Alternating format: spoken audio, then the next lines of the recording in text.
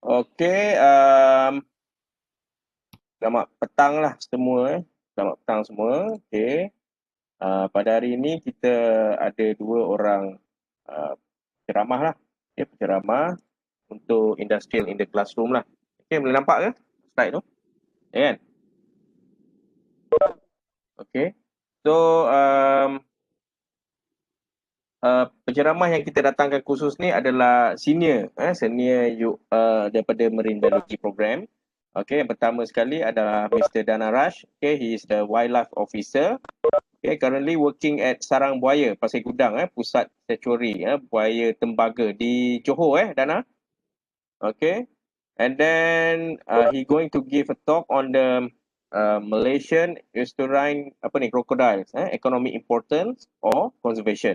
Okay, and then the next one, okay, we're going to have Madam Puan Noor Azariyah Mohtar, ataupun boleh kita panggil sebagai Kak Najah lah. Okay, so she's a marine conservation officer, currently working with the WWF, and she obtained her master in marine science in UMT, also bachelor science in marine biology in UMT as well. So she's going to give talk in the values in conservation. Okay, boleh dengar kan?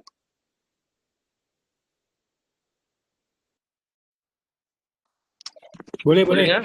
Okay, boleh dengar. Okay. So without further delay, okay, I'm going to invite Mr. Dana Raj dulu lah. So sesi ni kita akan kedua-dua penceramah akan bagi dulu presentation. Okay, after that baru kita buka Q&A lah.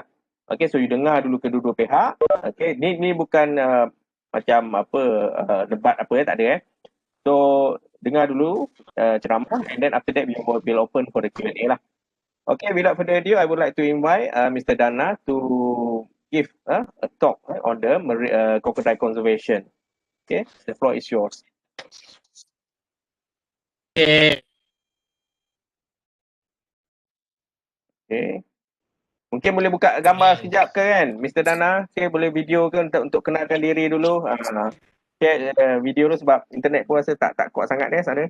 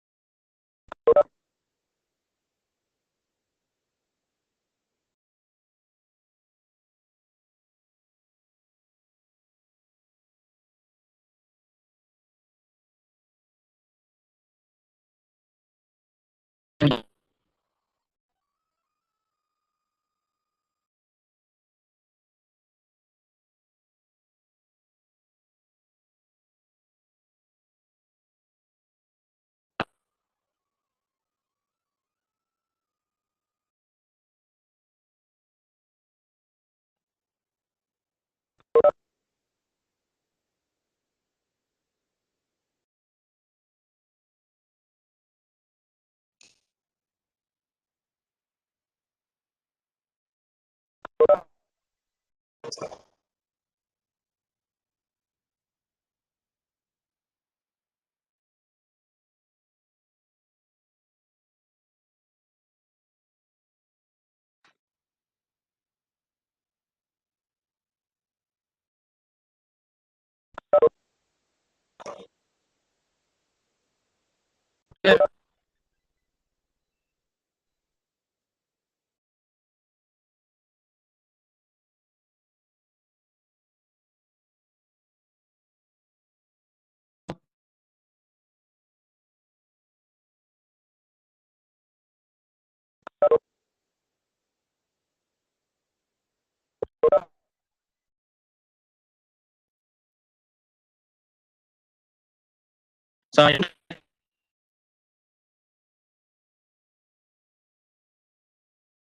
rasa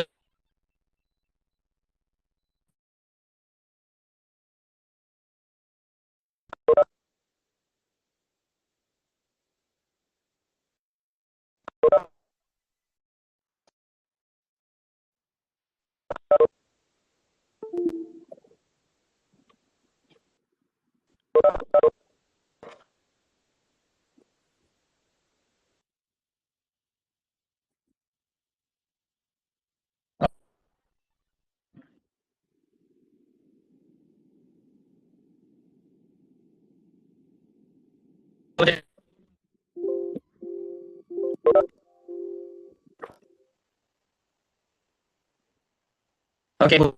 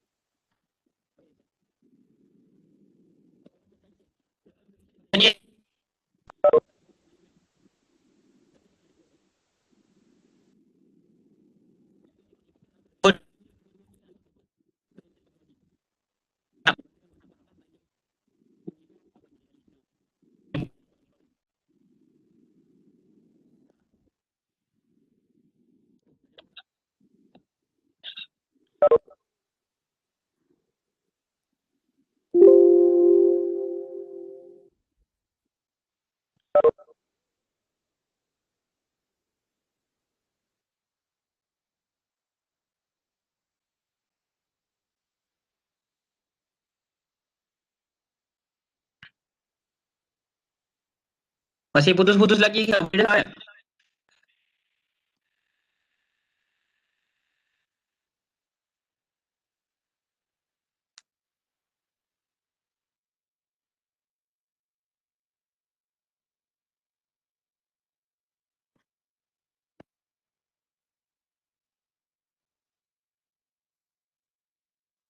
Sorry.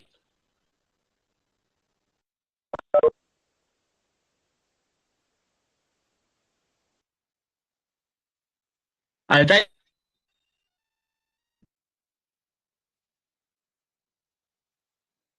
Suvik, Dana, is it possible if we start with Miss Azariyah first? Well, maybe Dana can. Well, Dana, maybe can you find a good spot for the internet? Okay. Or maybe we can start with Najah first. Is it okay, Najah?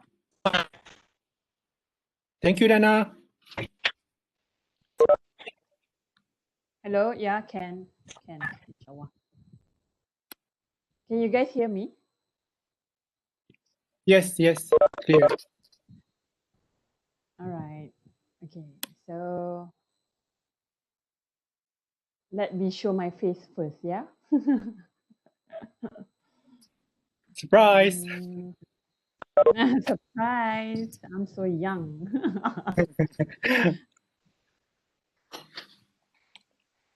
Yeah, Najah.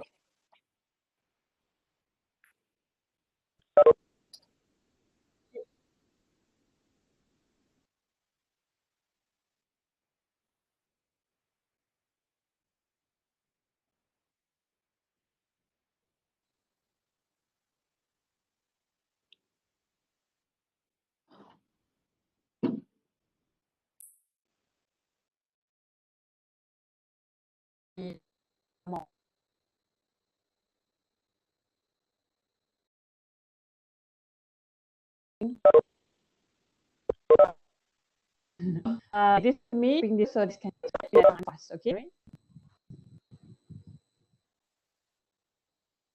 Dengar tak?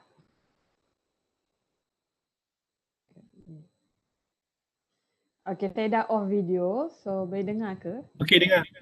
Dengar aja. Alright. Alright, Sat, saya share my presentation.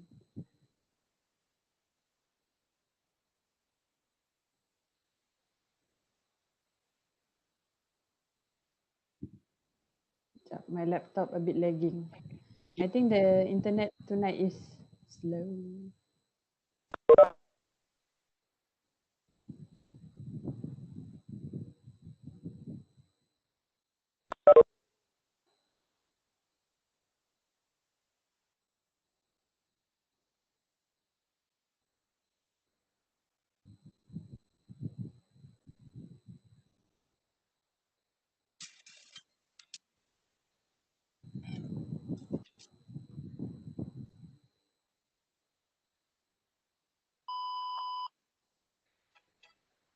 Boleh nampak my slide?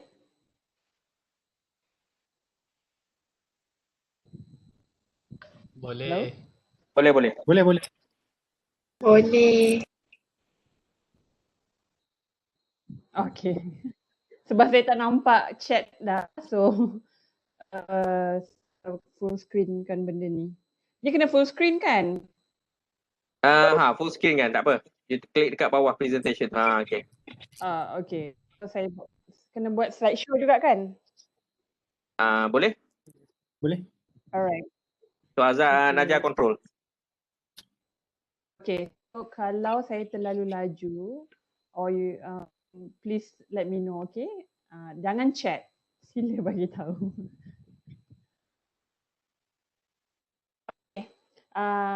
So I'm starting now. Okay, Bismillahirrahmanirrahim. Assalamualaikum and a very good evening to all. My name is Noor Azariyah Mohtar. I'm a Marine Conservation Officer under WWF Malaysia. So tonight I'm going to share a bit of values in conservation that I believe after been working with WWF Malaysia for the past 5 years. Okay, it's a bit of about my project background. Currently, I'm working under Terengganu Turtle Project, WWF Malaysia Marine Program. We have so many programs in WWF Malaysia, so I'm under Marine Program.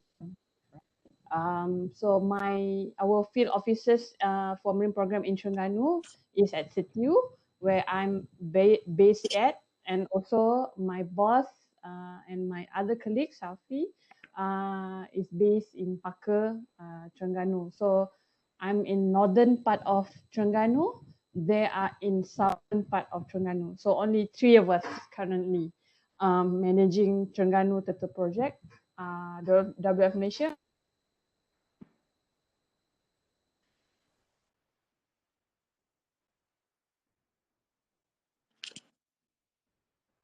Hello?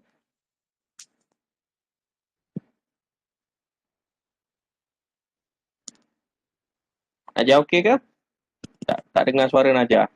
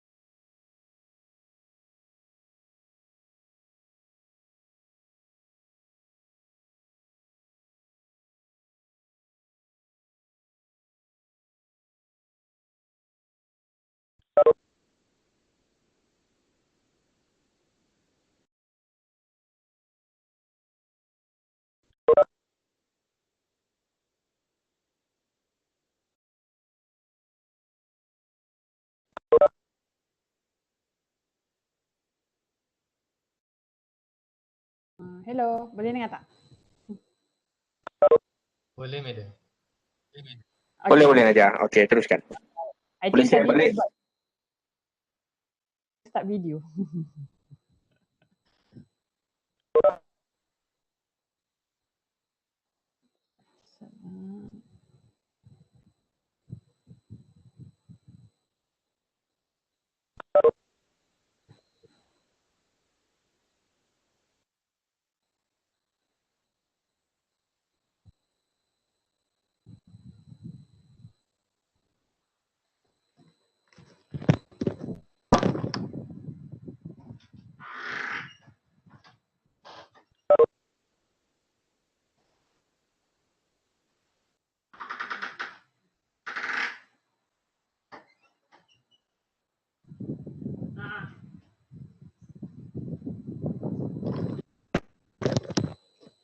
Hello, okay.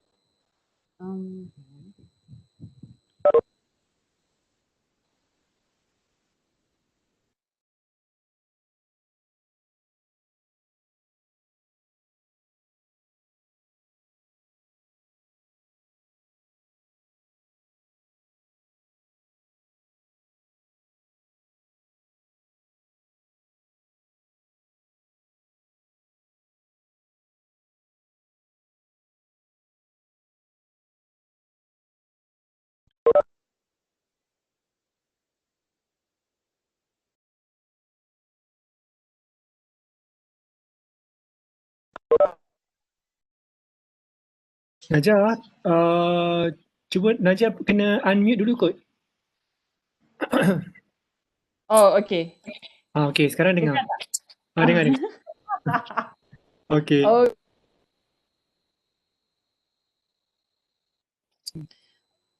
So you guys boleh Boleh pakai nampak Zoom kan? Okey, tak apa. Boleh. Okey, nampak. Values in conservation. So, sambung macam tadi je lah. Yes, kat mana? Ke I think terus next terputus? Dekat Parker tadi. Okay. Okay, this one. So, di sana. Okay. So we are based. I'm from Terengganu.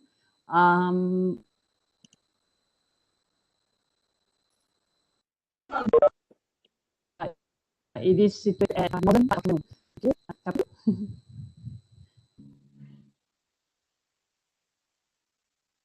Can you say anything? No? Yes. Dengar, terus je. Teruskan. Boleh. Tengah cakap dekat muted. Sunyi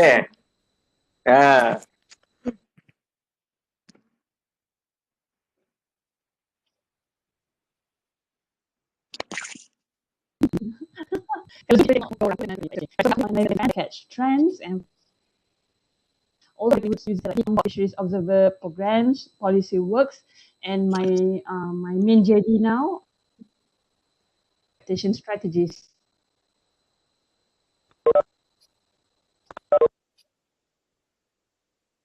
Looking at the dictionary, I'm taking a very simple.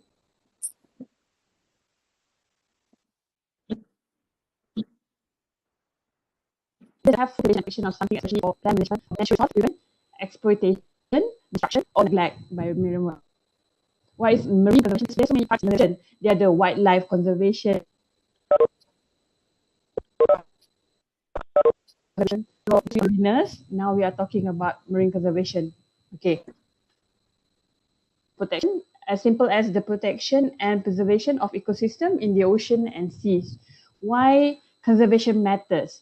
So by Living Planet report in 2020 stating that this is the graph where the population sizes of mammals, birds, fish, amphibians, and reptiles have been an alarming average drop of 68% since 1970.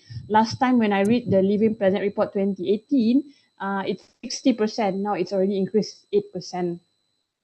So this is Malaysia. Now we down to Malaysia.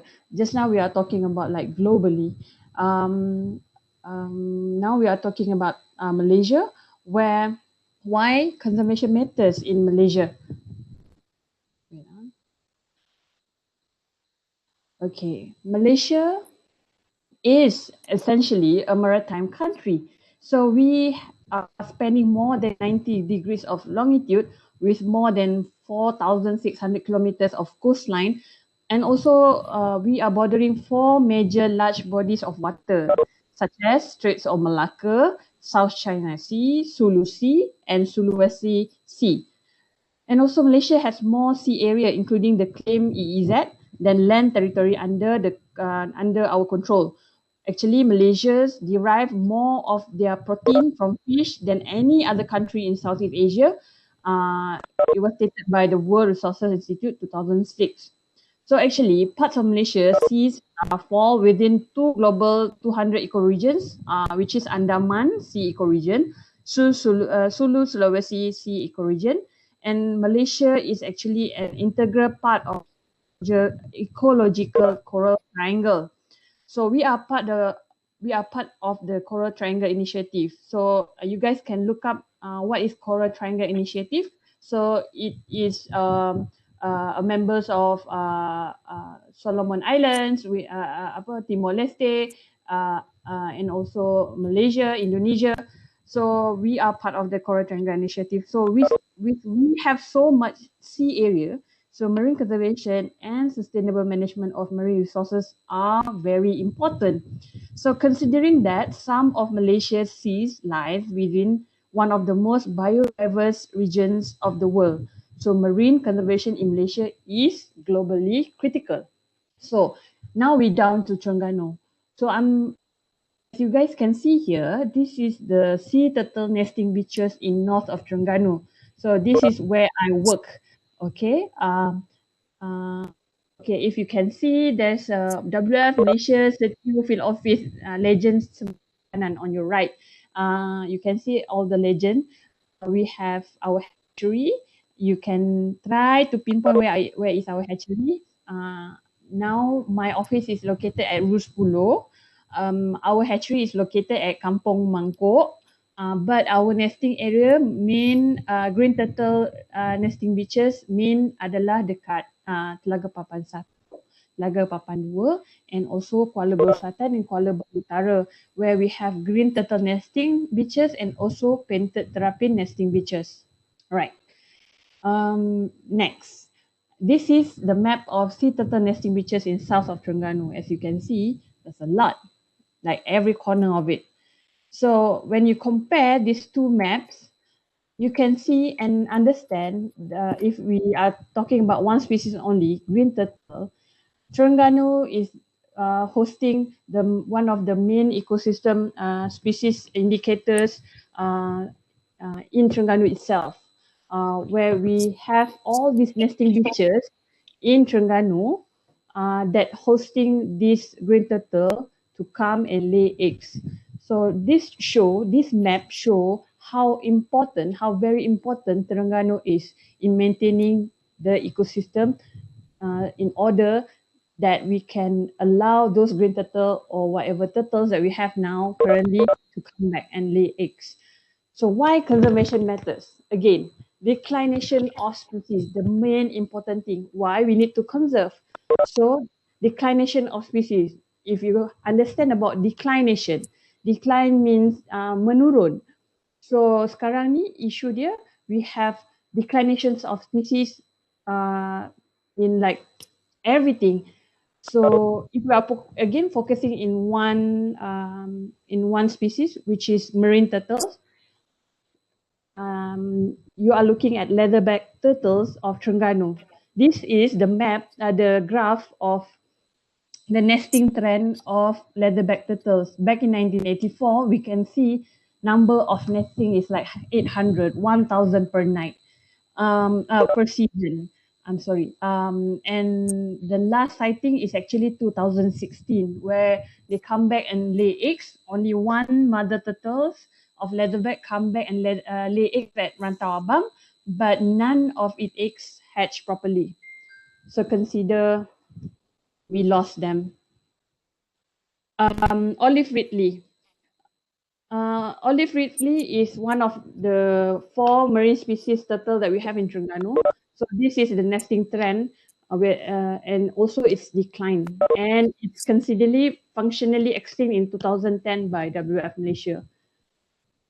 Hawksbill turtle, we still have it, but again, you can see the numbers are declining from 80s to now. So currently, for your information, Terengganu only have hawksbill in islands only, not in those maps that I showed you guys just now. Those are the maps of mainland Terengganu that have nesting beaches.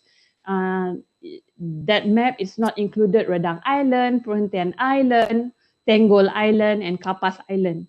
So those islands ada hawksbill turtle lagi, but not in mainland. Yes. Okay. The main thing, values, the conservation values. Okay.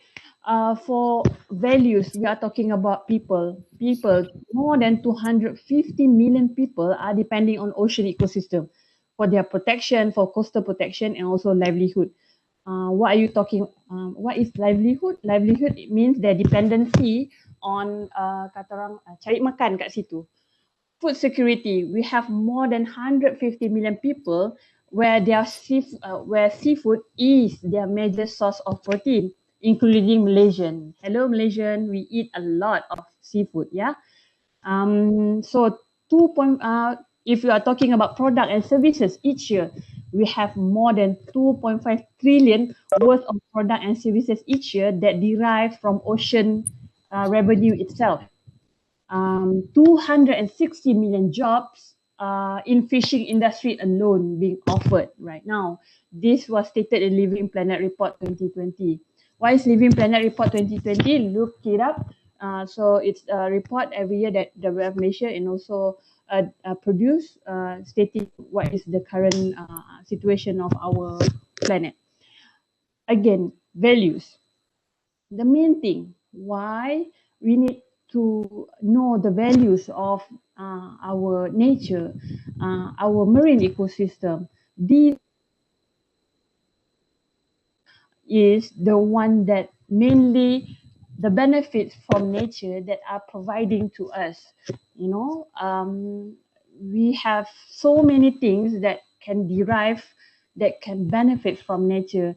We are talking about food, raw materials, medicinal resources such as I used to do mangrove antimicrobial properties from mangrove. Hi, Dr. Suvik. So fresh water, air quality regulation, climate regulation derived from the ocean itself, erosion regulation. After this, I'm talking about that. Pollination by bees, soil formation. If we don't have a solid soil formation, so our vegetation and all won't be intact, and our forests will be declining as well. And also photosynthesis, nutrient cycling of our phytoplankton. Again, these show that the values of our natures are very high, and we need to conserve our mother nature, and you will get more in returns. So what are the values that we have in conservation? In conservation efforts, we also have to empower our communities. We work with people. We are not only protecting species, we are not only working with nature, but we mainly work with people. So these people, we are talking about our own local people, our makcik, pakcik, next, our neighbor. But again, these people sometimes been neglected and didn't been included in our work. But in conservation efforts, no, you have to include them in your work. By empowering these communities, you can gain more, where such as we have the Guardian program, where if you can see on your left side, upper picture, so these are my rangers, my beloved rangers. They are old already, 60, 50 years old people, but my hatchery workers still young lah. So they have been working with us for the past like 10 years, 15 years. And these are the local communities who are the heroes of the conservation efforts in Setiu. So not only Setiu, in Melaka, whatsoever, we work with the communities, and they are the real turtle guardian of the areas. So if we cannot get their support, so our work will not benefit it at all. Next, second picture is Mekah. Who is Mekah? Mekah adalah Persatuan Khazanah Rakyat Ma Daerah, where this the group situated at the southern part of Terengganu, which is Kerteh. So these are the first CBO, community-based organization that was created back in 2015, 2010, if I'm not mistaken, where these people are empowering their own people to protect and stop selling of turtle consumption in Terengganu. So these are the people of Kemaman or Kerteh area, Mekah. Pewanis. Who is Pewanis? Pewanis adalah Persatuan Wanita Kampung Mangkuk Setiu. If you are looking at this picture, these actually are those women who are actually housewives of fishermen who are used to be very, very shy with people, and they don't have any confidence in talking with people, let alone to do a mangrove replanting program or give a briefing. Just as simple as talking to another stranger is very hard for them. So by empowering Pewanis, so they got funded by Nestle and also WWF Malaysia. So these women, they managed to do a mangrove replanting program embedded in their kampong, where they, and also other activities such as firefly watching activities. They have wow making, if you know wow, kite, okay, kite making. They have chips making, repek pisang, and the main thing from their programs where they educated, they try to educate people about mangrove replanting programs. So if you guys are interested after this pandemic over, or I think now can also, but with SOP, you guys can go and do mangrove replanting program with them. If I'm not mistaken, it's 20 ringgit per head. So looking at these pictures, empowering communities, these are the main values of conservation that we need to uphold. Again, we are talking about the people. These are the people that the community that we work with in our climate adaptation strategies, in conservation values. They are the citizen science, because we need science to back up our data in presenting the data to the government and also the policy makers. So to derive more data from ground, we need also the help from our community. So like such as this is my one of our climate adaptation workshop back in 2019, 18, where we asked this woman or these villagers to come and tell us about what do they know about the place that they live. They have been living. We choose participants that live at that area for more than 20 years. In order to get their climate story experience. So they told us about, you know, okay, I remember there's a one big flood back in 80s. Or I remember that, I used to go out fishing anytime, but now I cannot predict the weather anymore. So we are very afraid of going out and doing fishing activities. So this kind of information from our community, our citizen of science, that help us to gather more data and also represent it back to our policymakers.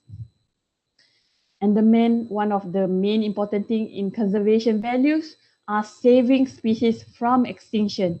These are the data of our green turtle nesting in reserve beaches situ in Terengganu. So mind you that this is only from reserve beaches, means that those three beaches, Telaga Papan 1, Telaga Papan 2 and Kuala Baru Selatan. Only three beaches can derive this much of nest. And mind you, one nest can contain up to 100 or less than that. So you multiply how much eggs that we already save for that particular year. So again, when we are talking about values, there are threats. What are the threats that might threaten our conservation values? So trading of turtle eggs. So may I ask if any of you guys still eat turtle eggs? Hello. No, Never. No, never. Okay. Siapa yang pernah? Sedap. tak pernah. Okay, luckily you guys are still here. Thank you. Okay, so trading of turtle eggs. So just to be honest that I'm a Sarakian. Okay, I'm a Kuching. I'm from Kuching, Sarakian, and I used to eat turtle eggs back in my hometown. So it's a normal thing back in Kuching where people just like selling turtle eggs. We got it mostly from Indonesian or Kalimantan, where they smuggled the eggs and sell it at our markets. So do you know that actually Indonesia already sanctioned all turtle eggs cannot be sold in the open market. So that's why they tried as their best to smuggle it to Sarawak. So trading of turtle eggs are part of the things that decrease what you call it it make our efforts of our conservation values become what you call it become slower or make us demotivated, because you can see every life in those eggs inside that plastic bag that that's supposed to be live as a green turtle hatchlings, but sadly it's end up to the open market and gonna be eaten by some makcik. Light pollution. So pollution is everywhere. For Terengganu itself, these are light pollution at Kerteh, Petronas area, where those lights actually they deter the turtles from coming up to nesting beaches. So it is sad that those turtles feel violated whenever they wanted to lay eggs. So then thus it affects our nesting numbers declining. Illegal fishing gear. Oh, I'm sorry. I forgot to mention that I'm talking about threats over sea turtles, one of the main species here we are talking about. So illegal fishing gear. The one that ex-staff WF holding is pukat pari. So pukat pari is actually a gear, pukat hanyut, where dia punya mata pukat tu is actually more than 10 centimeter. And therefore, it can trap turtles inside it and cause it to be drowned, right? So these gears are illegal, and people in Terengganu still use it, even though a lot of Department of Fisheries already took rampas a lot of this net from the seas, but they still continue doing it. Why? Because there is demand for ikan pari. That's why they call it pukat pari, because they wanted to catch pari rays. It's 20 ringgit per kilo in the market. So that's why people, and then they don't care about turtles. So whenever they see turtles being caught up in the net, so they just smack their head with rocks and let them drown. Sad, right? Trapped in ghost net. what is ghost nets? So ini adalah drifted nets yang all the fishermen threw to the ocean after they've done with it. So this causes our turtles being entangled, such as this beautiful leatherback being entangled in ghost net, hit by boat propeller. So in a very hectic tourism area such as Redang, so people sometimes forgot that they also have a marine life underneath the water, you know, and they also need to come up to surface to breathe, or whenever they wanted to mate, they have to like keep on floating. So that's why those boat being whenever diorang laju sangat, if they are too fast, they cannot see the turtles, so they just ram on it and cause them to die. Yeah, just like this picture. Bycatch. Bycatch is actually unintentional catch of turtles in the fishing years. So, but most of the fishermen, they sometimes they just throw it out. Sometimes it already died. So yeah, mistaken plastic bag for food. So those people who love plastic bag, they should see this. All right. So I just want to remind you guys, you know, just stop using plastic bag for only one time. Just use it so many times until you already what you call it, and also bring your own bags to the supermarket. You know, argue with those people, you know, who say that, oh, no need bags, we already give to you. No, just remember this picture and say that this plastic bag might end up to the ocean and being eaten by our beautiful marine turtles. In irresponsible tourism, our so much conservation values being declining because of this irresponsible tourism. This is the picture of Rantau Abang back in 1970s, where every night it was stated that 1,000 leatherback come up to the beach, and a lot of 1,000 people come up to the beach to see leatherback to lay eggs. You know, this leatherback being harassed in so many ways. You know, she just wanted to lay eggs, people, right? So I hope that you guys, mariners, can really spread the words of, you know, irresponsible tourism, being a very responsible tourism to our fathers, our families. Whenever they go to Redang, whenever they go to islands, don't disturb the marine life. Don't disturb, don't take them away from their own natural resources, from their own habitat, because you don't want people to disturb you guys while you are resting, right? So yeah. Climate impact. Warmer ocean waters are driving stronger storm and also bleaching coral reef. So bleaching coral reef because of its acidity of the oceans are getting increased every year. So stronger storms actually creates bigger wave and does it impact to our turtle nesting beaches, causing erosion. This picture in front of you on your left side is a house worker in Madeira Turtle Sanctuary. On your right is the one that after massive erosion happening, we lost the hatchery, the workers' house there. So now we are currently doing some soft engineering with Dr. Effie from UMT to re-establish this area, because we wanted to protect other buildings at the sanctuary as well. So now we are doing some soft engineering called e-fence at this area. This is at Kuala Pakar in Terengganu. You know, sadly, these are fishermen village where their beaches are being eroded because of the climate impact. Because there's nothing. We've already measured this area. We already done assessment, and the assessment came out that this area are impacted due to the climate change.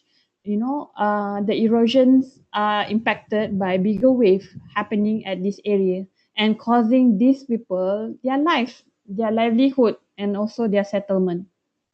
So now you know already our why, the values of our conservation efforts, and how to protect these values. So we need to change the system as if we were in crisis, as if there were a war going on.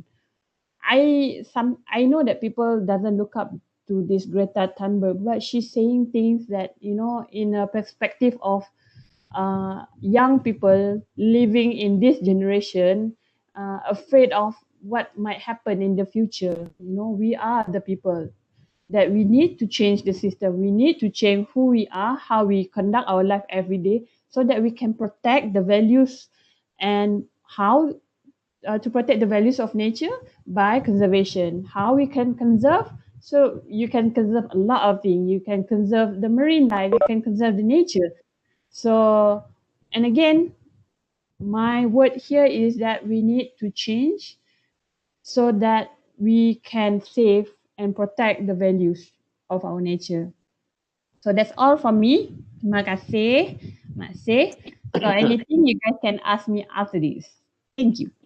Okay, thank you so much, Madam Naja. Very, very interesting and informative presentation. So saya harap semua orang enjoy dengan presentation ni. Okay, Mr. Dana, still in the room? Hello. Okay, so boleh. So Mr. Dana dah tukar kepada phone.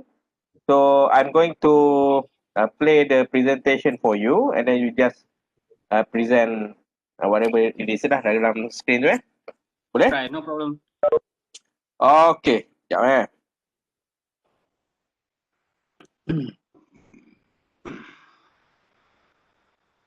Semua orang nak main apa tu emoji sekarang. dia baru jumpa emoji. Okay, tadi mungkin ramai sangat yang join kot, mungkin line slow sikit. Okay, boleh nampak Alright, that's Blacky. Okay. Alright. So, okay dah. Okay, so boleh start Mr. Dana, thank you. Alright, thank you. Alright guys. Saya izinkan saya bercakap dalam bahasa Melayu dan juga bahasa Inggeris bercampur-campur sekejap. Okay, saya cuma nak beritahu that was a very good presentation Kak Naja. Thank you very much for setting up the stage for me. And then, so let me go in some details about crocodiles in Malaysia. So next slide please.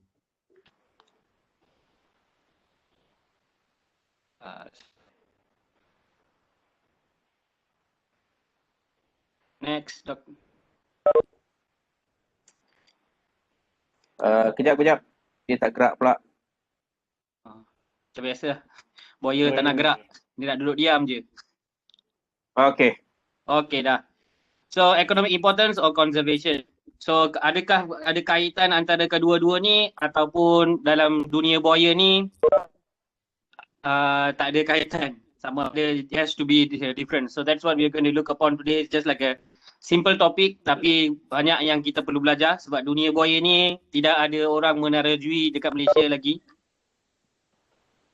So kita pergi kepada introduction kat mana yang kita boleh jumpa buaya-buaya ni. So this is the range of habitat that we can find crocodiles in Malaysia. So just for information, everybody should know that crocodiles in Malaysia ni kita tak ada banyak jenis banyak spesies semua tak ada. Kita tak ada buaya air masin, kita tak ada buaya air tawar, kita tak ada buaya yang duduk dalam tasik, tak ada. Kita ada buaya satu spesies di mana yang boleh hidup di dalam air masin dan juga boleh hidup di dalam air tawar. They can live in marine water, they can live in fresh water. They are the same species. That is why we are called in Malaysia Estuarine Crocodiles. Belajar pasal buaya So first yang kita tengok coastal rivers. Coastal rivers dengan mangrove area adalah tempat yang paling banyak yang kita boleh jumpa dekat buaya-buaya di Malaysia ni sebab dia dipanggil estuarine crocodiles and they can travel sampai ke mana Dia boleh travel sampai ke marine area no problem lah. So inland rivers, seashores is a common thing that you can find crocodiles. Okay, next. So yang penting yang kita kena tahu, buaya telah wujud di dunia ni sebelum wujudnya dinosaur and they have been here for more than 200 million years ago. So what is the new world crocodiles yang ada masih lagi wujud dekat dunia ni adalah 24 spesies. There are only 24 species of crocodilians in the world right now that is still existing. So there are still debates yang ada lagi buaya spesies baru ditemui tapi belum lagi ada yang big breakthrough or publications yang diwujudkan. So the common 14 species of Crocodilidae, the first family which is the most common family in throughout the world. Crocodilidae ada 14 spesies. Alligatoridae ada 8 spesies sahaja which includes the caimans. Gavilidae ada 2 spesies sahaja. So dekat Malaysia kita ada 2 spesies buaya sahaja. So everybody should just remember this very clearly. Dekat Malaysia bukan ada 24 spesies buaya, kita ada 2 spesies sahaja. Tapi kita ada banyak panggilan. Nama panggilan buaya dekat Malaysia ni is variety. Buaya air masin, buaya air tawar, buaya tembaga, buaya kuning, buaya macam-macam nama ada. But the simple thing that we should know is buaya di Malaysia ada 2 spesies. Satu adalah Crocodilus porosus, which is the estuarine crocodile or commonly known as saltwater crocodile. Dan satu lagi adalah false gharial, buaya julung-julung, or nama saintifik dia adalah Stomistoma scalegi.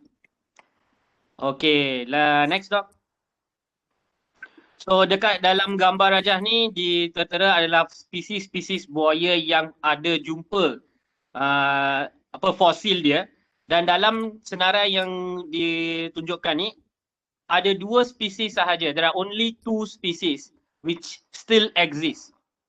The largest species is Crocodilus porosus yang masih wujud lagi, and the second one is alligator mississippiensis, is the American alligator yang masih exist lagi lah. Below number 2, all the others are extinct, but they are fosil dia boleh dijumpai dan dia berdasarkan daripada fosil. And the masa sekarang ni adalah Crocodilus porosus. Boleh dengar tak? Boleh. So the largest yang kita ada sekarang ni adalah Crocodilus porosus. Dalam 7 meters.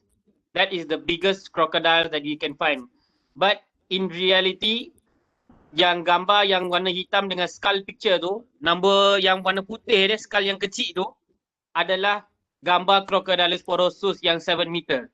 Dia punya skull is the smaller one. The bigger one is the 4th crocodile that you can find in the picture, which is Sarcosuchus harti. Itu adalah skull kepunyaan kepada nombor 4, buaya nombor 4 dalam gambar raja ni.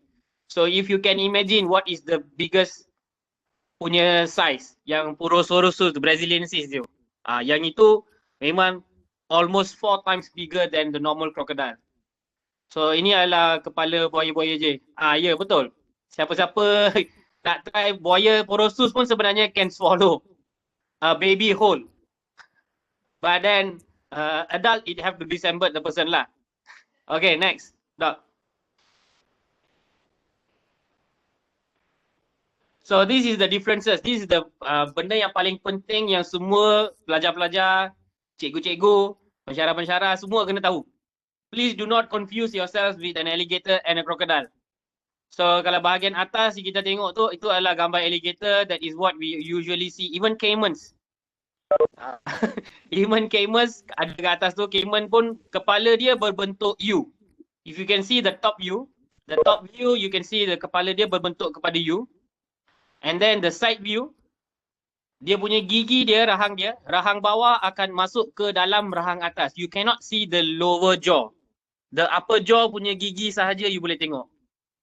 Itu semua adalah buaya yang jenis alligator or those that belong to the group Alligatoridae, the family dia.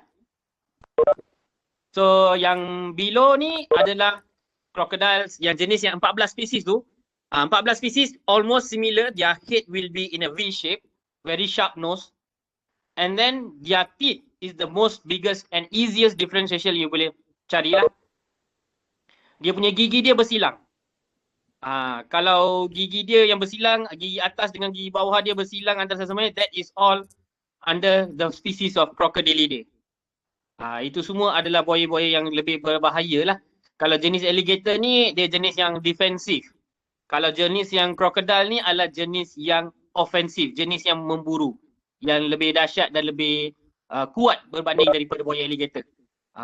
So siapa-siapa yang nak tengok buaya crocodile secara live, bolehlah datang ke Sarang Buaya tempat kita orang. We will give you a close encounter. Boleh tengok. So next doc. So now we go to the topic yang kita bagi, human importance and conservation and economic importance lah. So apa yang perlu yang daripada experience yang saya ada bersama dengan tim saya dekat Pasir Gudang ni, what we find that is very lacking in the community today for us to move on in the conservation of crocodiles in Malaysia adalah attitude. People have this great fear of crocodile. But with the right knowledge and right training, that fear can be changed into something that is beneficial. Turtle, kalau orang nak pergi, nak join volunteer, excited sebab nak datang tengok. Tapi kalau buaya nak datang masuk ke dalam environment dia, nak jumpa dengan buaya face to face, bukan jadi excited. Dia jadi dah masuk ke fear zone. So, if we are able to understand these animals, it will become the biggest positive change for us to move on, to go to the next level. Daripada kita tengok buaya, kita terus bunuh, kita akan pergi. We can look at a crocodile and we can know that this is actually something, and this is something, an opportunity. Kita boleh buat something. So attitude change and knowledge is very important. So create socio-economic value adalah melalui awareness. So we want people to have awareness regarding the economic value that this animal possess.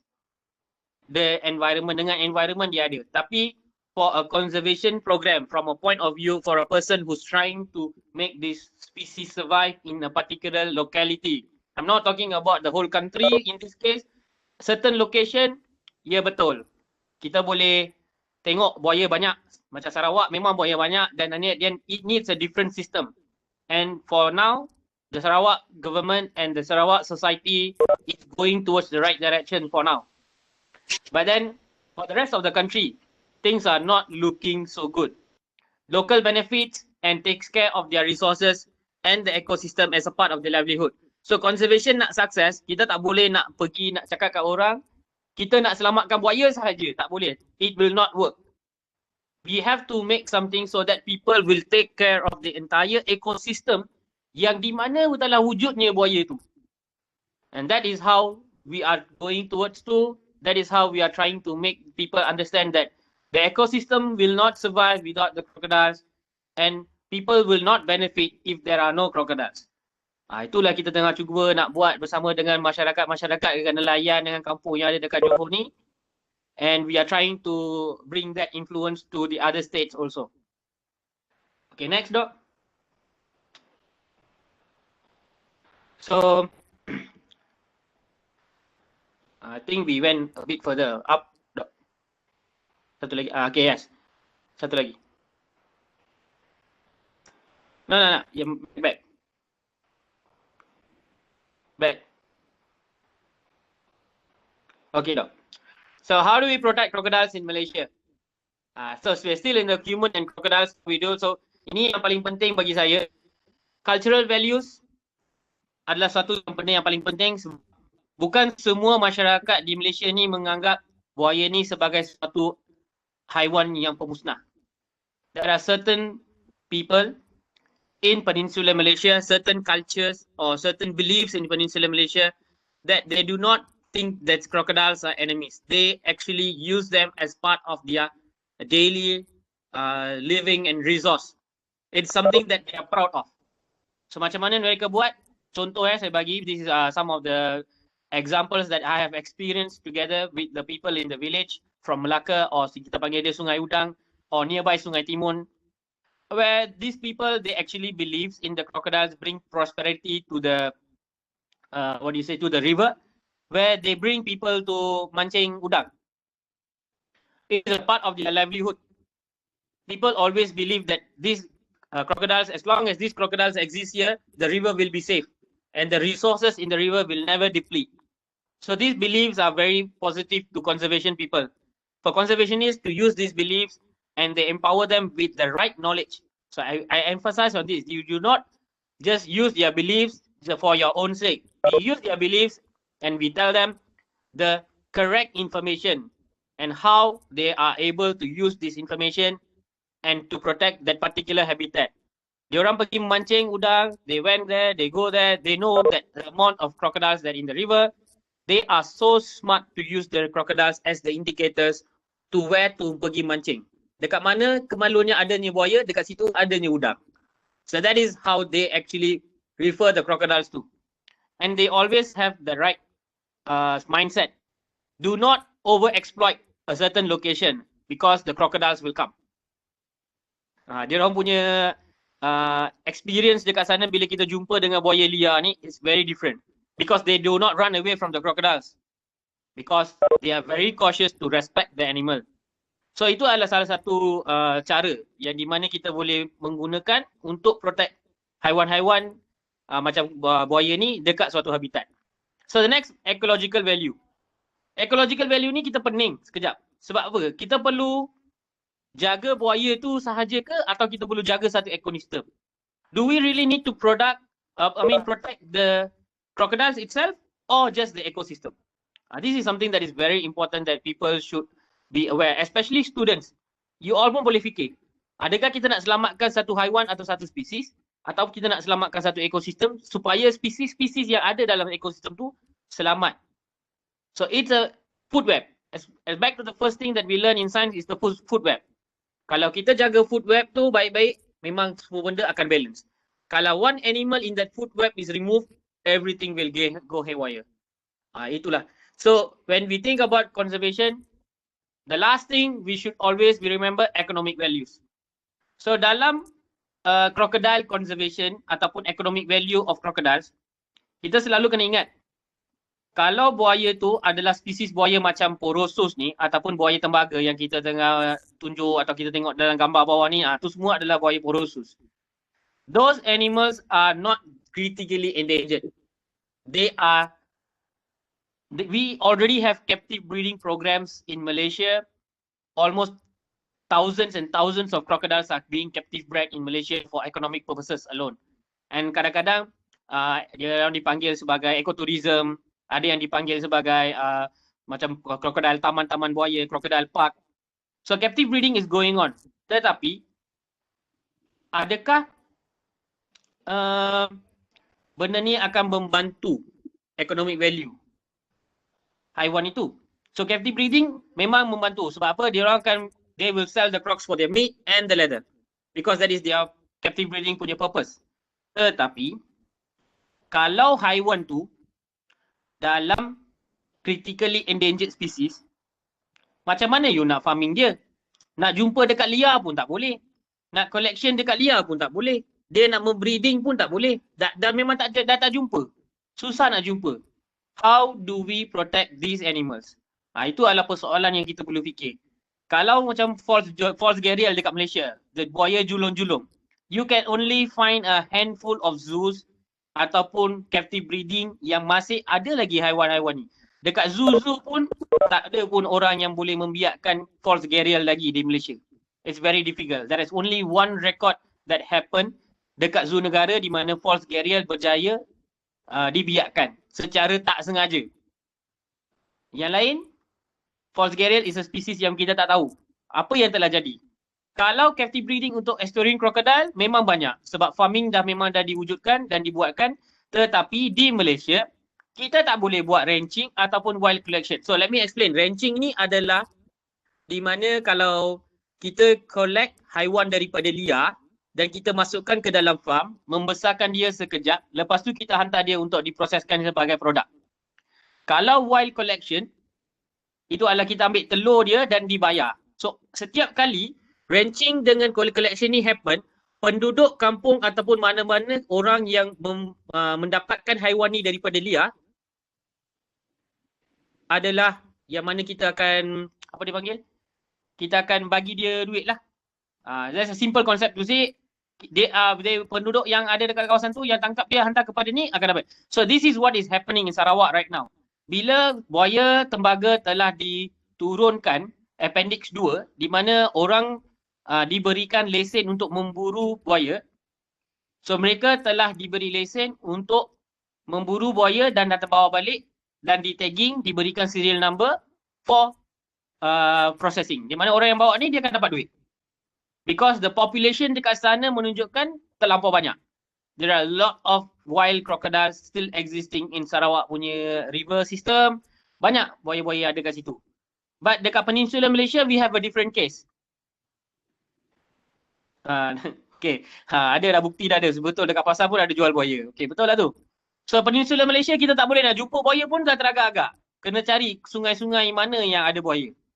So for right now, from my own surveys that we have done for the past 5 years, yang mana saya dapat tahu secara sendiri adalah dekat Sungai Johor masih ada lagi one good population of crocodiles. Dekat Sungai Melaka, dekat Sungai Udan, Sungai Timur, dekat kawasan Negeri Sembilan masih ada lagi a very good, very healthy population of crocodiles.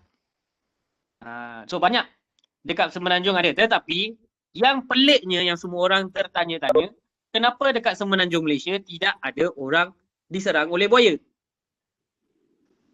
So I leave that to later to answer. Kalau ada orang lain ingat lagi kenapa, nanti saya masa sesi soal jawab saya jawab. So next slide, Doc, next slide.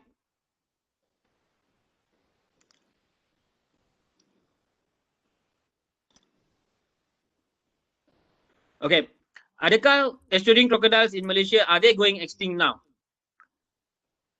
In Sarawak, for the time being, they are not going extinct. In Sabah also, they are not going extinct. But in Peninsula Malaysia, we are concerned because we don't know the right data. We don't have the right people to do the surveys. Kita tak tahu ya sebenarnya dekat Semenanjung Malaysia ni apa yang jadi. So overexploitation. Dekat Semenanjung apa yang terjadi adalah overexploitation of crocodiles in captive breeding. Bila orang dah selesa buat duit dengan buaya-buaya yang berada di dalam kurungan, benda tu telah menjadi satu kebiasaan di mana the importance of crocodile saving dekat nature ni dah telah menjadi benda yang tidak diberikan keutamaan. That may be due to the lack of enforcement, due to the lack of oversee. Mungkin mereka bila diberikan lesen, mereka diberikan lesen untuk tujuan konservasi.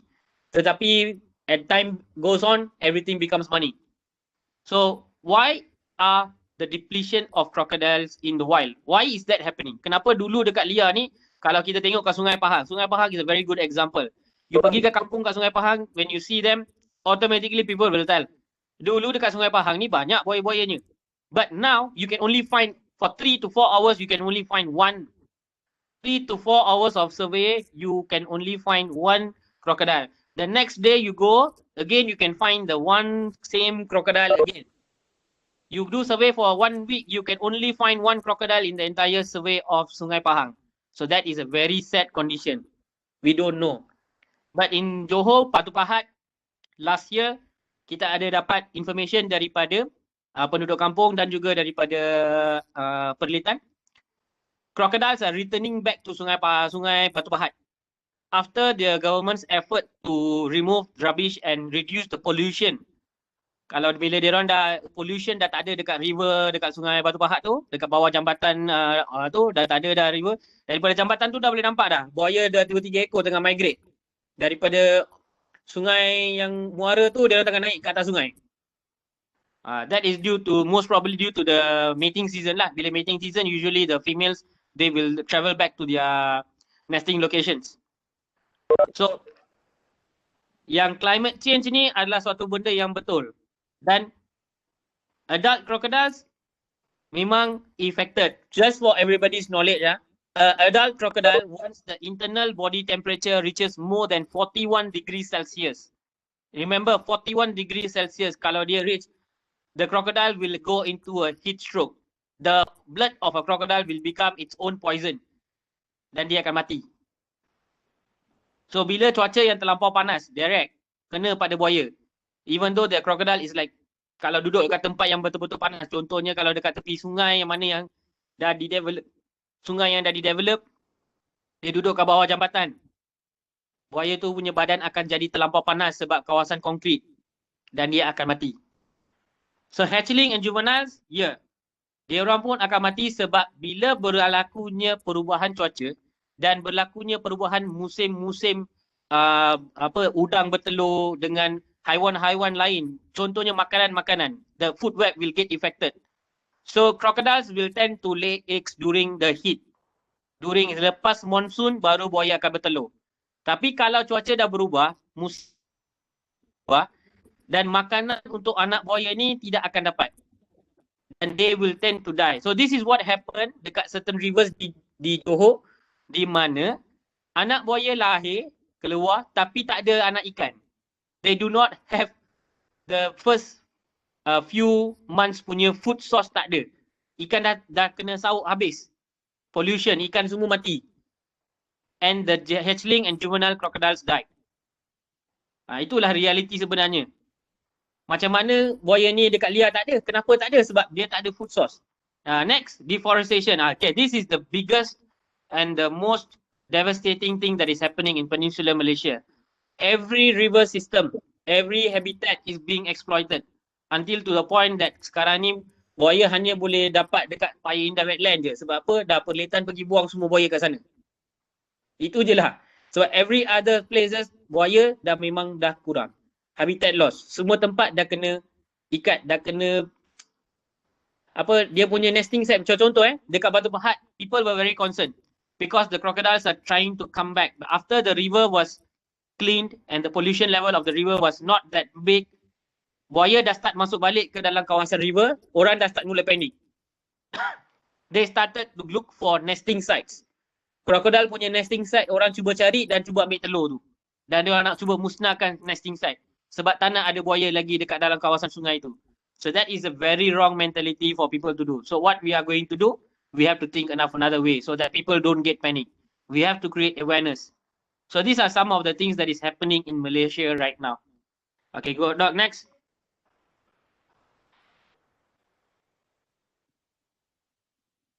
Okay, Doc, next Doc. Alright. So, macam mana kita nak overcome all this problem? Are we going to wait for another NGO? Or are we going to wait for another government agency? Or are we going to wait for someone else to come and do this job? Untuk kita nak menentukan macam mana nak selamatkan certain things. The biggest thing that we need to do right now is knowledge. So who's going to become the crocodile whisperer? So setiap orang yang tengok slide ni ataupun tengok the speech, maybe you guys can go and Google around, or you can guys come and ask those people are in the field how actually you guys can make a difference. You can actually become the source of knowledge. You can become the person who's going to deliver the knowledge, deliver the skill. So all you have to do is learn the language of crocodiles. Belajarlah tentang haiwan-haiwan ni. Nanti you boleh tahu macam mana kita nak mengubahkan keadaan yang berada buaya-buaya dekat Malaysia ni. So if you are able to understand this crocodile's behavior, macam mana pergerakan dia, apa maksud dia. Each crocodile movement ada maksudnya. Orang tanya kenapa buaya duduk tenganga sahaja. That's because that they are ectodermic. They are apa orang panggil cold-blooded animals. They cannot change their body temperature. They cannot regulate their body temperature. Kalau manusia you rasa panas, badan you berpeluh. Kalau you rasa sejuk, badan you menggigil. Kalau buaya, kalau dia rasa panas, apa dia boleh buat? Dia hanya boleh masuk dalam air. Kalau dia rasa sejuk, dia boleh buka mulut dia dan dia akan tarik panas daripada matahari sebanyak mana yang boleh. And for just everybody's information, crocodiles cannot digest when their body is cold. So they won't eat if during cold season. Itu some of the things that we know can become an additional information so that we can share with the people around us. Okay, Doc, next.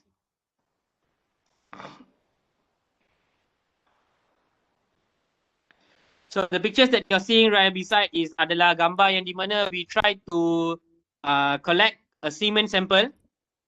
Okay, yang ni picture yang kita tengok bahagian atas tu, bahagian sebelah kanan, bahagian atas tu adalah we are trying to collect semen sample from a captive bred crocodile, di mana kita nak tengok adakah buaya ni masih lagi mempunyai viable semen sample ataupun yang masih sihat lagi. So thank God we are still having high quality semen sample so that kita boleh ke arah artificial insemination. Because certain populations of crocodiles in Malaysia are inbred so much that they cannot be bred again until anak-anak dia pun semua keluar cacat. So the current research that we are going through in our place is we are trying to go for artificial insemination with crocodile species, so that this particular research can be used for the artificial insemination of the most endangered crocodile species, iaitu buaya julung-julung. Kita boleh pakai teknik yang sama untuk membiakkan buaya itu. So this particular ni projek ni kita tengah buat, is still ongoing. We are still under research. We are still doing a lot of experimental stage. Buaya jantan senang nak cari, buaya betina nak tahu dia punya musim subur dia very difficult. So we are still under the process.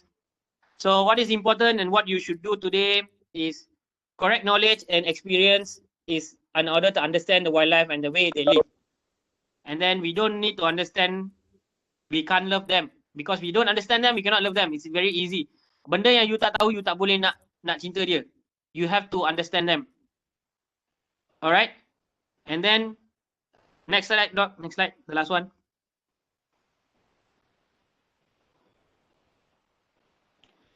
So, a lot of latest technology, a lot of findings like what we did, a lot of things are happening around us. But we are lacking a lot of people on the ground.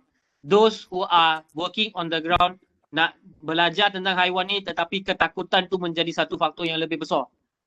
They want to learn, they want to help, but they become the fear is the biggest thing. So remove your fear, come and learn about this animal, and then we will be able to make a difference in Malaysia. So itu saja daripada saya. Thank you very much everyone. Okay. Thank you, Mr. Dana. Okay, Hafiz pun dah kembali semula. Okay. Yep. Okay, thank you so much for very interesting presentation from both of the speakers. So dapat tengok perspektif yang lain lah. Okay, dari segi buaya dan juga penyu. So saya buka sesi untuk Q&A. Kalau ada soalan daripada student kepada speaker kita, so saya alu-alukan lah. Okay, boleh? Ni apa pula ni? Crocodile jadi tapi cuma satu. Ada pak. Okay. So tanya terus je. Siapa nak tanya. Okay, tak payah nak tulis kat chatting lah, susah. Hi. Introduce yourself first. Okay. Yeah. Hi, my name is Noor Azariyah. I'm from Marine Bio, third year. I would like to ask question to Madam Dana, Madam Nacha. Hi. on about sea turtles.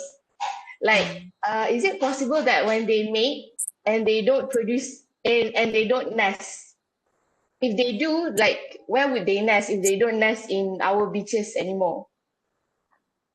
Okay. What is your name again? Afifah. Okay, thank you, Afifah. So, Okay. actually, turtles, they like to mate, and they will collect all the sperms of different male, and they just keep the sperm inside their body, and then they will expel to release the eggs during the nesting season. So in one nesting season, we are talking about, let's say, from March until September. So one mother turtle we have recorded, she can lay eggs. Come up to nesting up to 14 times, 14 kali. So she's very active lah. Means that a lot of eggs inside her body. Dia macam penyu ni macam angsa emas. So orang bedah perut dia macam tak ada pun telur emas kan. But they will reproduce eggs every like 14 days macam tu. And then they will come up and lay eggs at the nesting beaches. Ada interval between that 10 to 15 days. So dia pun macam perempuan, meaning that without male, they still can and have eggs to release. So that's why during our nesting season, we have to check our eggs, the turtle eggs during excavation. Means setiap anak penyu yang dah tetas, so kita akan korek balik sarang after 4 days during excavation to ensure that what is the hatching success rate. So if let's say all ataupun more than 70%, our aim adalah more than 75% hatching success rate. So if lower than that, so we have to check what's went wrong. Contoh, penghantaran telur lambat, more than 2 hours. Sebab if more than 2 hours, embryo already set and it will disturb during the growth process. Second, if any negligence among our team, our rangers hantar pakai motosikal ke, bawa laju ke, kan, macam tu, benda-benda macam tu. Our handling, so we need bucket for it, ada yang pakai plastic bag, ada yang pakai bag, so handling is very important. And if semua tu tak ada, means that the mother turtle release an empty eggs, iaitu dia akan produce semua yolk. There's no embryo dalam semasa kita pecah telur tu. So that's my answer lah. Oh, very interesting. Thank you very much. Thank you. Ada lagi soalan daripada yang lain-lain? Okey, ada yang soalan kepada Mr. Dana dalam chatting ni. Kalau Mr. Dana boleh tengok. Dah tengok dah, yang satu yang Teluk Sengat tu sebenarnya adalah satu tempat yang memang telah lama wujud, and they are not sure, I'm not sure about their conservation punya konsep, but they do have license to sell exotic meat, and they do only slaughter the animals that they breed in their own facility. Sate Dia Crocodile. tak ada impact kepada apa-apa haiwan dekat liar dengan wildlife punya ni, dia tak ada impact apalah. So they do not contribute anything, but they do not affect the wild animals also. They only do what they have in their own confinement. So that is so far that what I know of. And then ada soalan lagi satu, apa dia? Satu lagi soalan. Kenapa komuniti kat Australia macam tak kecoh sangat pasal buaya ni? Tapi kat Malaysia lain. It is because people at Australia knows how crocs work. Okay, basically dekat kita punya beza kefahaman tentang buaya di Australia dengan Malaysia is, I would say, of 40 years of gap. Kita ada 40 tahun perbezaan kajian dan research and understanding of crocodile behavior antara ni. Sebab kita punya rujukan, kita punya cikgu ataupun the place that I refer to when I have some doubts regarding these crocodiles also is from Australia, Professor Graham Webb. Dia adalah antara pioneer yang menjaga tentang conservation of crocodiles and also the economic importance of the crocodiles dekat Australia. And semua untuk pengetahuan semua orang, kita tak boleh compare diri kita dengan Malaysia, dengan Australia. Sebab dekat sana dia ada kajian yang mengatakan berapa bilangan buaya yang sedia ada di kawasan liar dia. Almost 100,000 over crocodiles in their own rivers, and they have an extensive study of research team yang boleh pergi dan buat study ni bila-bila masa. Kalau kita dekat Malaysia, kalau hari ini kita minta orang untuk datang volunteer nak buat kajian buaya, kita akan dapat 10 orang je. Lepas tu dalam masa 2 tahun nak tinggal seorang je. So that is the difference, because we lack a lot of awareness. Kita tak ada nampak peluang yang cerah dengan buaya ni. Sebab tu ramai tak berminat. So bukan sebab kita tak ada kebolehan. Kita ada kebolehan tapi kita tak ada minat. Itu yang membuatkan kita menjadi belakang lah. Okey, mungkin boleh soalan kepada Madam Najah kita dulu. Lepas tu kita tukar balik ke Mr. Dana. Any question kepada Kak Najah kita? Please. Hello. Hello, yeah. Siapa tu? This is Ching from Marine Science third year. Okay, So I Ching. actually have a question for both speaker. Okay. Is that both of your works are basically have to deal with the community. So in your experiences, what kind of challenges that you had to do the conservation with the community, and what solutions were there to overcome it? Can Madam Najah dulu kot. Boleh jawab? Oh, okay. Hi. So challenges working with community. For me, I always have this what you call it, motto. Working with nature, no problem. Working with people, a lot of problem. So basically, people have challenges working with them because different people, different mindset, different understanding. In situ, the communities are very simple livelihood, and we cannot talk science word with them. We cannot have use a very what you call it, science lingo with them. So our approach with them is very soft, gentle, and very like family oriented approach. For Kemaman side, it's mostly that those community are very most of them adalah orang yang terpelajar, and even their layers of people that working there also different from community in situ. Situ basically a lot of fishermen, tukang buat rumah, and their understanding of nature in Kemaman is better. We can use very science lingo with them, and they also are very active in sort of social conservation efforts in Terengganu. To deal with people during conservation efforts adalah you need to humble yourself. You need to understand from their point of view where they came from, and then try to approach them as humble and as soft as you can. Mesra tapi jangan terlalu mesra. Means that you don't jangan tahulah you know what happened to their marriage. You don't know. You don't go until to that stage. So your relationship with them, our relationship with them is that we have to be professional. So they know the boundaries. Yeah. So if you don't put that boundaries, it's very hard for you to work in that kind of community. Yeah, that's from me lah. Dana? For me, it's usually when you work with the communities, you should always know the crowd, because coastal communities people are usually there are only looking for opportunities to make their life better.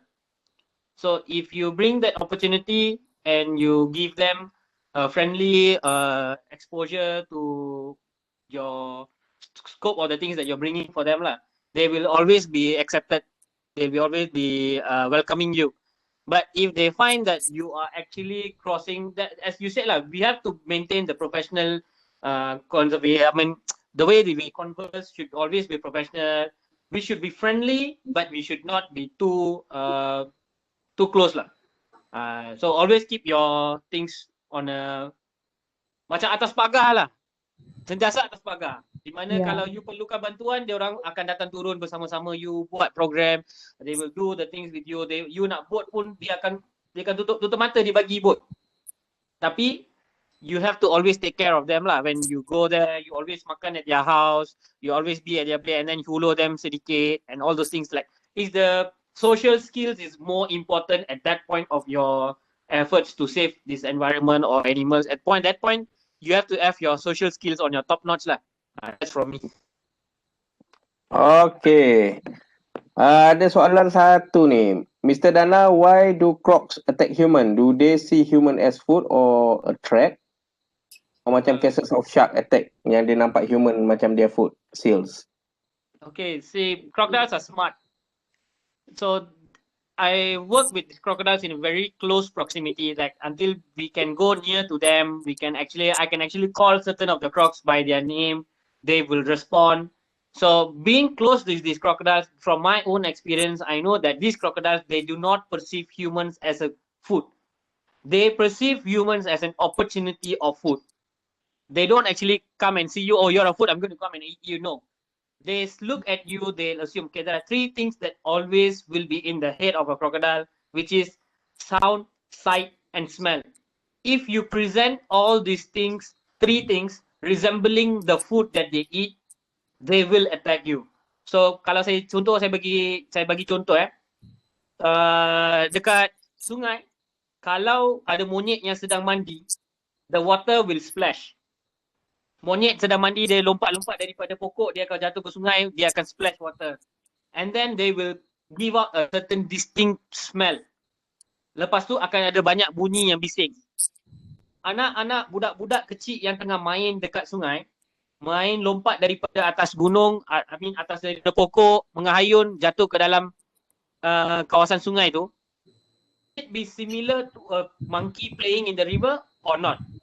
So kalau similar, the crocodile will be attracted to the place. And the same thing goes, sometimes if crocodiles are used to being fed in the wild. Contohnya kalau orang yang pergi mancing kawasan situ, dia tahu dia tak nak ikan jenis yang kecil-kecil ni, dia tak nak. Dia ambil daripada net dia buang kat tepi dia punya perahu dia buang. And the crocodile is right beneath there and it knows every time this perahu datang kat sini, dia nampak perahu tu, dia tahu ada makanan.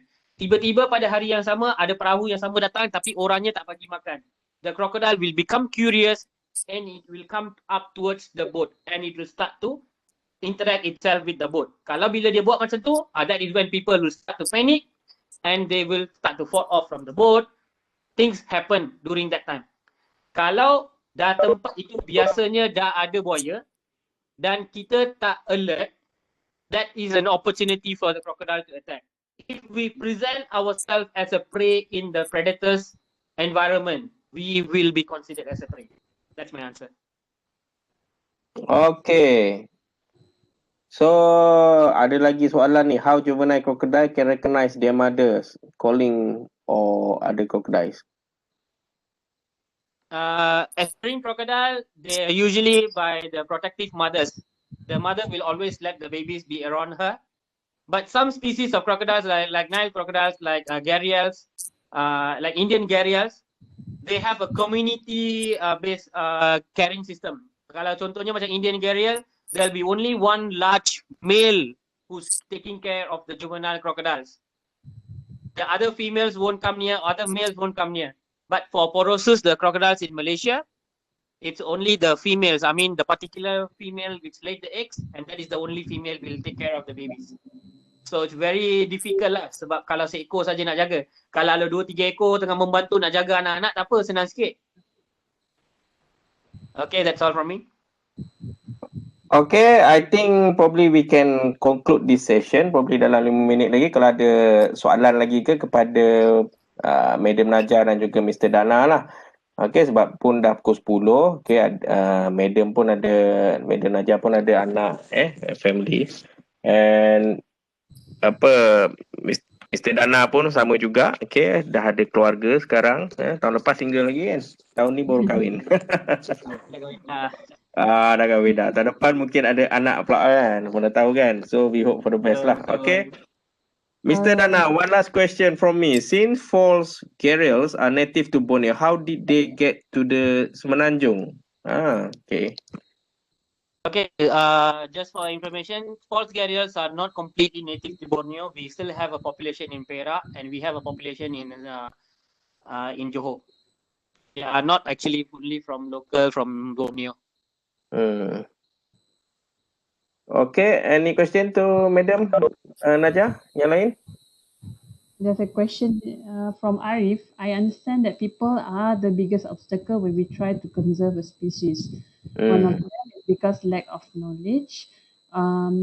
But the problem is people only have basic knowledge. We only have to protect the turtle directly or the crocodile directly. The truth is we need to include the ecology, the biotic factor, and also what kind of approach do we need to tackle it. Oh, sorry for that. Okay, hi Arif. So you are coming from our mindset as well. You know, in doing conservation efforts, kita kena buat planning. So we have strategies. Under strategies, we have to do SWOT analysis. We have to do a few types of analysis to coin down what is the factor that we need to do our approach. And then our approach, basically, it's different every 2 years or 3 years. And we have every quarter of the year, kita akan revisit balik our approach, whether it works or not, our strategies.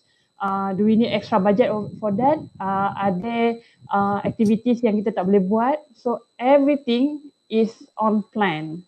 So apa yang you guys nampak from all the conservation efforts NGOs are doing, they have this what you call it big planning template where all the officers work on it.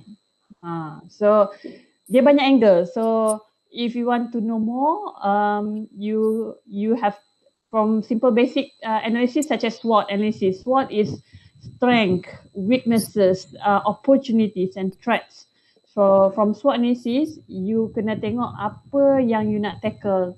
Macam contoh, kalau dekat situ kita nak buat, let's say for egg ban for Terengganu, macam mana how our approach to that, to tackle, let's say community punya perceptions towards the total ban. Let's say kalau dia nak fakta, so kita kena collaborate dengan siapa, university.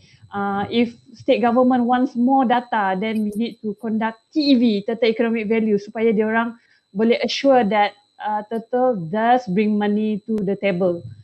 So benda-benda macam tu that you need to gather in order to convince people to be part of your conservation efforts. So you need time, research and money, baby. duit. Okay. So I think that's it for today's session kot. So orang banyak soalan tu macam-macam ni, tanya pasal buaya nak boleh makan ke apa semua kan.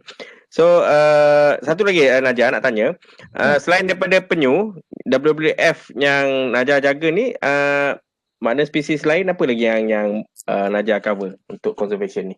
Oh, kalau tim saya hanya turtles lah. Dulu kita ada painted terrapin, tapi because funding problem, so dia orang park bawah freshwater turtle, freshwater team. So painted terrapin now adalah bawah freshwater team. So dekat Terengganu kita ada dua team WWF. We have freshwater team dengan marine turtle team. So if you guys wanted to do internship, you guys can email me your CV lah. Oh, last question from Faiz. Madam, betul ke ada pembida untuk setiap turtle punya nest di setiap negeri? Yes. Kita ada reserve nesting beaches and padded nesting beaches. So dia adalah sistem di mana state government buat untuk memastikan semua telur terjaga at first. Tapi because of lack of money, tended beaches, egg license collectors sepatutnya hantar telur ke hatchery dan dibayar state government, dibayar oleh Department of Fisheries.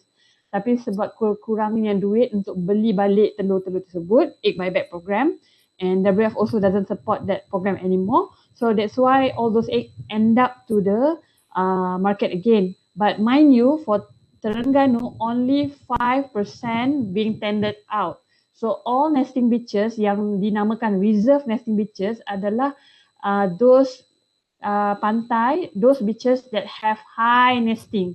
So kita dah protect all those high nesting beaches under reserve nesting beaches. So yang egg license collector hanya dapat kawasan yang sarang less than 30 nest, 20 nest macam tu. Yes. Serious. Okay, serius ni. Okay, habis. Okay, kebiasaannya kalau SEM lepas lah yang tak ada COVID ni, biasanya untuk course ni biasa kita akan melawat dekat Setiu Setiu untuk buat apa, replanting mangrove dulu Najah. Yeah. Tapi kali ni sebab COVID tak boleh, so kita buat secara macam online je lah. Okay, so kita amat bertuah sebab ada dua speakers yang bersetuju untuk involve dalam industri talk in the classroom lah. So harap-harap apa yang kita buat ni dan kita belajar ni bergunalah untuk you all so kita dapat banyak input daripada kedua speaker ni. Dr. Hafiz ada nak apa-apa sikit ke? I think Dr. Hafiz busy sikit. Okay, so thank you so much for the both speakers, for your time. Sepatutnya dia orang duduk dengan keluarga, tapi sebab kekangan masa masa siang hari kerja dan malam je lah yang kita boleh buat. Okay, nak bergambar ramai-ramai, ada request tadi. So kalau nak bergambar ramai-ramai, kita kena share the videos lah sekejap. So kita snapshot, nanti kita boleh share. Boleh? Boleh. Okay, so esok ada group Marine Science akan buat presentation pukul 10 pagi dan kejap lagi ada attendance, so saya harap you all boleh snapshot lah kejap lagi. Marine Bio dah present semalam, So kepada Marine Science harap bagi link lah YouTube ataupun upload dalam folder yang saya bagi, sebab masalahnya internet kalau you share dia akan jadi lagging macam tadi. Okay, so mungkin saya akan sharekan kepada you. Okay, so boleh buka kod video. So kita boleh snapshot dan I paste in the what we call it PowerPoint. Okay, okay,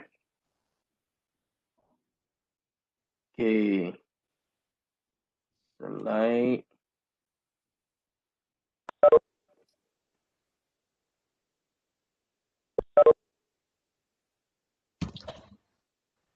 Okay. Ahmad Faisal, gila Zahir handsome macam anime. Okay, saya sendiri tak buka lagi, sekejap. Okay. Betul-betulkan rambut dulu, nak virtual background nak tukar pun boleh. Okay. Kejap kita tengok ada berapa window. Okay, yang lain. Okay, mungkin yang lain boleh. Okay, buka video dulu. Kalau nak ni gambar. Okay, sebab dia banyak panel so saya kena ambil satu persatu. Okay. Jangan sengih lagi Raja. Okay. Okay, banyak yang masuk ni. Okay, boleh kita start? Okay. Okay, ambil yang ni dulu. Okay, 1, 2, tiap. Fitrah tengah tu. Okay, 1, 2, 3. Okay, kejap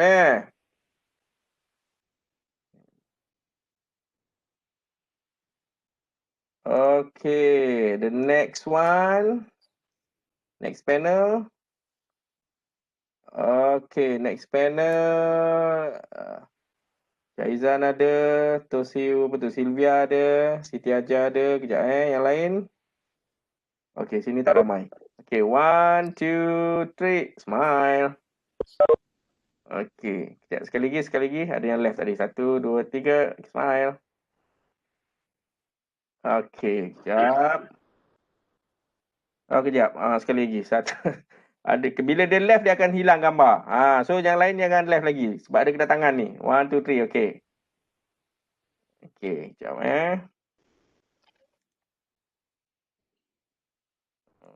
Okay. Ada lagi ke? Next slide. Okay. Tak ada. Ada pula tanya dapat sijil. Mana ada sijil? Okay, yang penting dapat ilmu. Okay, so I think semua gambar dah ada kot. Okay, so thank you so much. Okay, for the both speaker. Okay, I think both speaker boleh leave the ni lah. Ada message terakhir ke mungkin nak bagi tahu kat student? Ada lagi ke?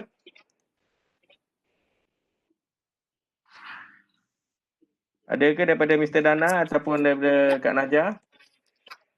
Ada tak? Nothing much. Everybody, all the best for your exams. Take care. Okay, thank you Mr. Dana. Save the buaya. Bye. Save the turtle, save the buaya. Okay, bye. Thank you. Okay, for student ada nerangan sikit. Okay. So after you scan this barcode, then you can leave lah. Okay. Sekejap apa pula ni?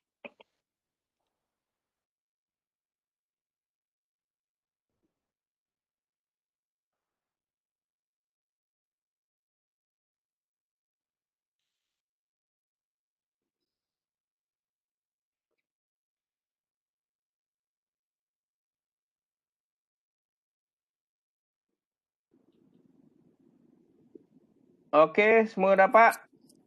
Okay, boleh scan and then can leave the group lah. Okay, tomorrow morning kita akan jumpa group Marine Science. Okay, untuk presentation lah. Hope you all dah ready lah dan bagi link YouTube tu kepada saya. Okay, thank you so much and good night everyone. Okay, dah scan, boleh leave the group.